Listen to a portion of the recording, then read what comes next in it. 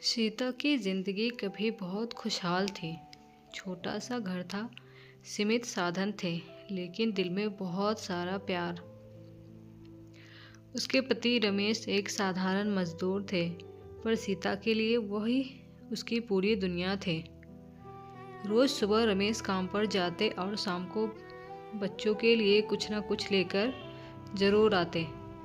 सीता को लगता था कि गरीबी हो सकती है, पर दुख नहीं। लेकिन किस्मत ने एक ही पल में सब छीन लिया। एक दिन रमेश काम से लौटते वक्त सड़क दुर्घटना का शिकार हो गए। अस्पताल में डॉक्टरों ने बहुत कोशिश की, लेकिन रमेश की जान नहीं बच सकी। उस दिन सीता सिर्फ अपने पति को नहीं, बल्कि अपना सहारा, अपनी सुरक्षा और अपने सपनों को भी खो बैठी। शुरुआत में रिश्तेदार आए, दिलासा दिया, आंसू बहाए, लेकिन कुछ दिनों बाद सब अपनी जिंदगी में लौट गए। रह गई सिर्फ सीता और उसके दो छोटे बच्चे। अब घर में सन्नाटा था और दिल में अनंत खालीपन।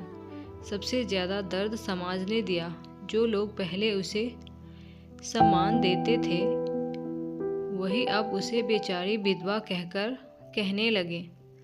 त्योहारों में उसे दूर बैठाया जाता, शुभ कामों में शामिल नहीं किया जाता, जैसे उसका अस्तित्व ही अशुभ बन गया हो। पैसे खत्म होने लगे तो सीता ने दूसरों के घरों में काम करना शुरू कर दिया। झाड़ू, पोछा, बर्तन, कपड़े, हर काम किया। कई जगह अपमान सहना पड़ा, कम पैसे मिले, लेकिन बच्चों के लिए वह सब चुपचाप सहती रही। रात को जब बच्चे सो जाते, तब सीता अकेले में रोती। रमेश की यादें उसे तोड़ देती थी। कई बार लगा कि जिंदगी खत्म कर दे, लेकिन बच्चों की मासूम आंखें उसे रोक लेती।